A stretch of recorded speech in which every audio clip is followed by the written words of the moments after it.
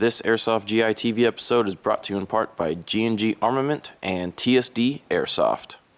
Hello, and welcome back to Airsoft GI TV. My name is Tim. I'm sure you've noticed that I'm wearing a plate carrier, and that's unusual. This is because this review is going to be a little different than your average GI TV review. I'll explain the plate carrier in a little bit. Although I do have a gun in front of me, we are going to be talking about the gun. We're going to be focusing on the accessories that help make this gun what it is. I'm sure that some of you have already begun salivating because you're realizing that this gun is entirely mag-pulled out, almost completely from barrel to buffer tube, with the exception of the rail system and the sight. Just about everything on here is made from Magpul. Now, Magpul is pretty much the coolest gun company slash gear company on the face of the earth today. All in favor, say aye. All opposed, I'll give you a few seconds to think of a better one. That's right, I couldn't think of one either. What makes Magpul cool is not just the fact that they come up with a lot of new stuff, is that they take already existing things and make them even better. For example, this UBR stock is a little cooler and a little different than your average 6-position LE stock. For one, it's a lot more sturdy. The way that this stock is designed and attaches to the buffer tube makes it a lot better for precision shooting, especially long range, because you don't get that stock wobble. Okay, on a regular stock, the buffer tube is simply just a guide to keep the stock in its position, but this is so much more than that. It's not just a guide, it's a brace for the stock, so that's a lot more sturdy when you're shooting. A couple of other things that are vast improvements over regular stocks are the rubber butt pad. It keeps the stock securely fastened to your shoulder so it doesn't move around even if it gets wet. Also, there are 4 QD sling swivel points, one right there and one on the actual stock. Same thing on the right side. It makes this completely customizable and useful for different types of shooters. On this stock, as you'll see right here, is a storage compartment. I had a couple of Magpul fake bullets in here. You can keep batteries for your flashlights or whatnot. Or, if you would prefer, you can even take that storage unit off of the stock, and it gives you kind of like a little handle to adjust it, or just another place for you to grab your gun. The battery for this gun, since we are talking about AEGs, goes inside the buffer tube here. Now, the battery compartment is pretty small. The only battery that you can fit in here is the King Arms 11-1 Light Poly Mini. However, there is plenty of room for the battery and the wires. You don't have to shove anything in here. You don't have to worry about pinching the wires. As soon as you get the battery in, it's really easy to get in and out. Moving along, the Magpul MOE pistol grip. It's a little more ergonomic than your average pistol grip. It has some grooves all around it and on the sides for extra grip no matter what, if you're wearing gloves or if you're using your bare hands. The best part about this grip, however, though, is this little piece right here. Okay? It allows you to grip the gun a lot more comfortably, and especially if you're shooting for long periods of time, you won't experience any hand fatigue. Now, the body itself is actually made by GMP, but as you can see, it has Magpul logos all over it, and Magpul does have a real steel version of this body available. This is made from aluminum, and the key feature on this body that makes it really cool is the built-in trigger guard. Okay, again, not a huge difference, but it is significant, especially for a lot of shooters.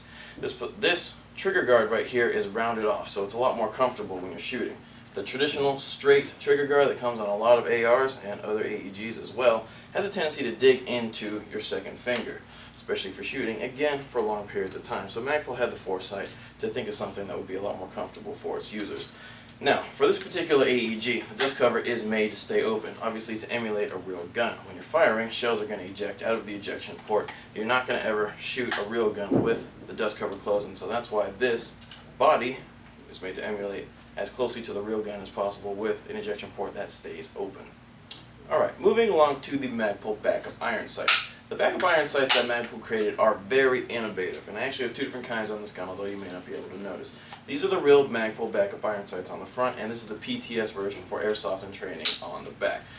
The ones on the front are the real Magpul iron sights. They're a little more precise when correcting or clicking for windage and elevation. That's pretty much the only difference between the PTS version and the real version. Both versions of the Magpul iron sights are spring-loaded. They can be activated from either the left or right side. So no matter if you're left or right-handed, you'll be able to use these sights very well. And also, since they're made out of polymer, not metal, they're significantly lighter than other iron sights that function the same way. Now, moving along to the magazine. Okay, the Magpul P-Mag is something that's been on the market and readily available for a couple of years now. And it's a great magazine. Magpul designed it so it's easy to use whether you're wearing gloves or not, and it feeds and functions well in a lot of guns, but there were still improvements to be made. Alright, just recently have been released, the Magpul PMag M version and the new EMag. Okay, these are both like version 2 PMag, so to speak. A couple of differences between this magazine and the previous one is, well, number one, the name. M version, meaning military version. Magpul collaborated with the military to come up with a couple of changes for the PMag to make it more user-friendly. One of them being that it's a little bit slimmer than the version 1 PMag, so it's easier to fit into pouches. The grooves along the magazine have been reduced and they're a little bit slimmer as well, again to cut down on the size. Another great improvement is this dust cover that I just pulled off the bottom. Okay, this is meant for the real magazine to keep the feeding lip in good shape and also to keep dust out of the magazine. This is the Airsoft version, still comes with the dust cover and still functions the same way to keep dust outside of your magazine. Now, as you can see, I've clipped it onto the bottom of the mag here. This is to help you keep track of it so you don't lose it. Another great feature about these version 2 PMags is that they are Ranger plate compatible. But if you have a Ranger plate on here, obviously you're going to have to keep track of your dust cover by yourself because the dust cover is not attached to your Ranger plate. This magazine is still a PMag, although it's called the E version, the export version. Magpul made these for foreign guns like the Tavor and the Scar that take AR-type magazines. This magazine is significantly slimmer because it doesn't have any grooves, so it's much easier to fit into your magazine pouches. By the way, these are Spectre Gear magazine pouches. As you can see, both of my P magazines fit very easily into this pouch because it doesn't have any elastic on it. And plus, these inverted pull tabs make it real easy to open the tabs and pull out my magazines. These happen to be two G&G mags that are the same size as real 30-round AR magazines. Back to the gun. The last accessory that we're going to cover is the Magpul AFG, angled foregrip, or as I like to call it, the FAG, the forward angle grip. Now, even though I make fun of this thing because of its name, it is a pretty cool accessory. For one, it adds a nice, sleek, aerodynamic look to your rail system as opposed to the very blunt vertical foregrip that's on this gun right here. Now, the design of the AFG is to help you control the gun so your follow-up shots will be a lot more accurate. Now, it's to help you control recoil, but since we're airsofters, we don't have recoil. All it really does is add looks, and it gives you a unique way to grip your rifle. It's an ambidextrous grip, so whether you're left or right-handed, you can use this thing just the same, and the only real feature it has on it is the removable finger shelf. Okay, I elected to have a smooth AFG here, but if you like the extra finger shelf there for comfort, maybe that's just how you like the grip to feel, you can add that on there, and it's pretty easy to do. Now, the original gun is the Magpul MOE carbine, okay? It was OEM by GMP for Magpul, but obviously it doesn't come like this. This is done by Airsoft GI, our custom gun. So it features internally GMP's full metal gearbox and one-piece full metal hop-up. So the only thing left to do now, I guess, is to chrono it and see how hard it shoots. Airsoft GI would like to take a moment and thank our sponsors, Echo One USA and ZShot.com, Sistema's US-based distributor.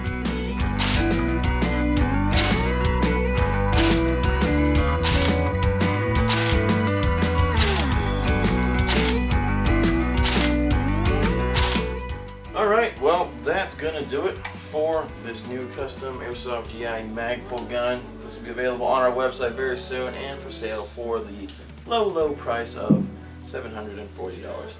I'm Tim from Airsoft GI, and I'll see you next time. What's the hurry here? Let's catch our breath, not our untimed death.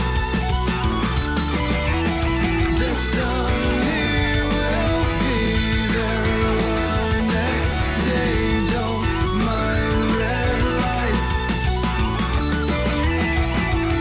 This drive has to be a nervous breakdown for a seat. Get out, get there, get back. Not gonna sleep, get ready to repeat. What's with the rush? Get where we're going.